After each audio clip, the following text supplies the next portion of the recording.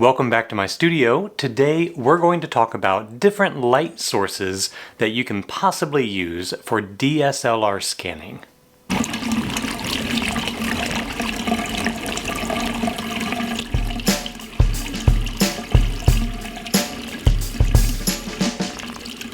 I'm still in the process of trying to get the best DSLR scanning setup for myself. I don't do it a lot, but I still want the results to be pretty good. We spent previous videos looking at different copy stand setups in order to get a good camera setup for that. We looked at the Valoy film negative transport system, which I like, and we're going to continue using that. And then we looked at different lens options, and I felt like the best option for me, both as a mix of sharpness and convenience, was the dedicated macro lens for my Sony system. And that may change if I change cameras. Today, we're going to be looking at different light sources, and we're going to be looking at how they affect color and contrast, and how they may also work for kind of like shutter speed, exposure, and stuff like that. So I have a bunch of different options here, a mix of hot lights, LEDs, and things like that. So we're going to test them out. What I'm going to be using is actually some negatives from another video where I compared Kodak Gold to the Fuji 200 stock and came to the conclusion that at least that particular Fuji stock is just repackaged gold. So I've got three negatives. I have a landscape, I have a portrait, and I have, well, I guess two landscapes and a portrait. Now, before we get too far into this, let me just say, if you like this channel and the videos that I produce, then maybe you should consider being a sustaining member up with the membership tab up there, or if you just want to give me a little super thanks down there below the video so that we can get more film to make more videos. Those of you that gave to the last video, you did allow me to get some of these bulbs here that we're going to use today. So the money you all provide does go into this channel to make it better. It is appreciated, and I want to say thank you to all of you that have done so. So please consider doing that as we move on. All right, so let's talk about what these lights are, and then we'll get through the whole testing process. So I know a lot of people out there are using the Kaiser Slim Light panel, and it's 5000K. It's supposed to be around 95 plus CRI and provide good color. We're going to put that to the test. What I have found in my own testing or experience prior to this video is it's just not very bright. So it takes long exposure times relative to some other options. So we're going to be comparing that. Another light we're going to be comparing is the Releno video light. I've got mine, it's stuck in this thing, and I'm not going to take it apart to do it. It is the video light that Valoy actually recommends for the system. Well, until recently, and they've changed to whatever Cinestill is making. It's supposedly a high CRI. It can do a mix of tungsten to daylight balance, and we're going to be trying that out as well and see how that compares to the Slim Light. And then I have just some other options that I wanted to try out. Three are halogen style bulbs. So I have just a traditional halogen bulb. This is just from a big box store. And I'm going to be using it in a track light fixture. Then I have an LED replacement bulb of the MR16 style, 2-pin style, that will go in the same fixture. And then I have the Solux 4700K. These are supposed to be full spectrum 100 CRI light bulbs. And this one's made by Eco. And I believe, don't quote me on this, but from where I got it from, I believe this is the bulb used in the Pacon 35mm high-speed lab scanners for film. And they're really good. This is what we tested out before when we were trying to figure out a good inspection light. So being full spectrum, being 4700K, I think we're going to get a good result, but of course, time will tell. All three of these, and actually this last option, just a speedlight flash. We know these are daylight balanced, and they will provide, most likely, the fastest exposure. All four of these are going to be diffused with this. This is just a mixing box from a DSLR 23C color head. It's a 6x9 area, which is great because this is a 6x9 film scanner, or not scanner, but film advancer. And the way this works is the bulb simply shines into this little hole right here, and it will bounce the light, diffuse it, and come out evenly on the bottom side in order to get a nice even exposure. So we're going to use that to diffuse the light. And I've got a little box I built to put this on underneath, and it's a whole thing. You'll see it later. Oh, software wise, I guess I should go ahead and mention that. I'm going to be using Negative Lab Pro as an extension through Lightroom. This is the newest version of it that I have downloaded, and I am not going to do any correction whatsoever. I'm just going to convert, use the basic on all of them. I'm not going to make any color correction, any exposure correction.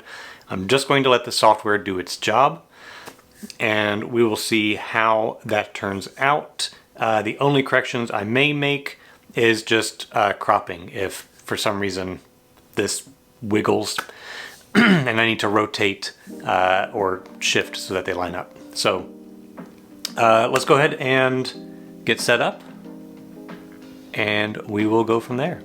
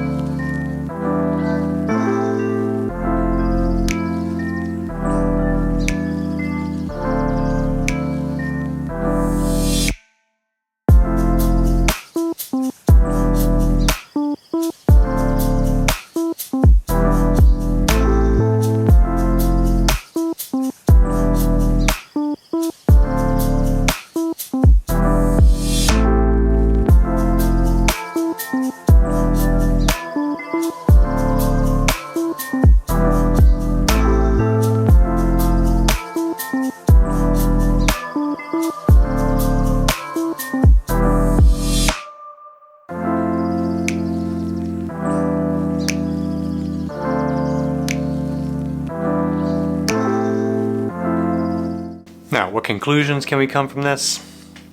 All of them turned out a pretty decent performance. There were some differences, clearly. I would say that the halogen bulb, this style here, produced probably the worst results, but they still weren't bad. They just didn't have, I think, quite the correct neutral color in grays. The Roleno video camera or video light actually turned in a pretty good result. I'm very pleased with that. The Kaiser did pretty well. The gray background on the portrait I think was probably the most telling of which worked out the best, in which case I feel like the Solux gave us the most neutral background. Some tended a little more towards magenta or purplish color, some a little bit more red, and then I believe it was this that came out a little green, if memory serves correctly. So which should you get? I think other than this, which again is just a standard big box hardware store LED replacement bulb, other than this guy, any of these are going to give you a good result. This has the longest exposures. So this is the one I would avoid simply because long exposures are kind of what we're trying to eliminate. You have too much opportunity for camera shake. You're not going to have reciprocity failure with the digital camera, but you're not going to necessarily get the sharpest image because it's slow. The flash turned out a pretty good result, but to get this to work, obviously I had to have a diffuser, but I also had to put this at the absolute lowest power I possibly could to get a reasonable exposure time. Otherwise it was just too bright and it overexposed everything. So these would work maybe with some neutral density gels and the diffuser. It's going to turn out a really good job. It's going to be very fast. And that actually used to be a method for copying slides using something like a Bowen's slide copier, which used a flash tube and colored filters to get the right filtration, and you would expose camera film to make duplicates. So it's a tried and true method. That's why I wanted to try it out. Color's really good, exposure's very fast, but a little bit of a hassle to set up. The Solux bulb had, I believe, the most neutral color for the gray background in the portrait. So being a high CRI of 100 and nearly 5000 K, it's going to produce probably the best color rendition. That's why Paycon uses it or used it in their scanners. But even a standard halogen did pretty good. It is a full spectrum bulb. It's just far warmer of a full spectrum, or close to full spectrum. It's going to have a lot more red than blue, but the software seems to do pretty good taking that out, as well as the camera when you set it to a tungsten setting. But either of these work as well, and of course they're cold. They don't have the heat that these produce. They have battery life, so it may be a better option. And of course this little guy is definitely more portable and just can be a solid unit. So this worked really well. I may just keep it like this, since mostly what I do is just proofing or getting to online, like social media places. So I may not need to make any sort of changes. When I do need to maybe digitize some 8x10 and my flatbed scanner just isn't going to do it anymore, I may resort to this, or I may just take the 8x10 head off my enlarger and flip it upside down. That may be a solution. It's just a very, very heavy solution. And if I can avoid that, I probably would. Cables for that thing are not exactly long cables, they're very short. And that's going to do it for this week. I know it's not like a dramatic conclusion of this is the one you want to use.